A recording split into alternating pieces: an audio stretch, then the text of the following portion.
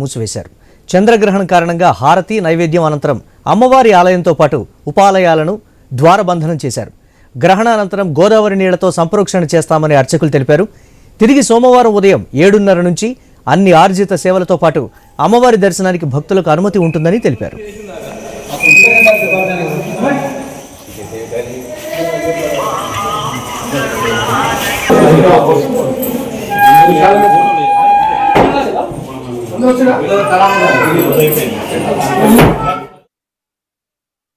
సంభవిస్తూ ఉంది కాబట్టి అమ్మవారి యొక్క దేవాలయము మధ్యాహ్నం 12 గంటలు 1 గంట నుంచి ఆలయాన్ని మూసిస్తారు. అమ్మవారికి నివేదన హారతి జరిగిన తర్వాత ఆయా ఆలయాన్ని మూసిస్తారు, ద్వారబంధనం ఉంటుంది.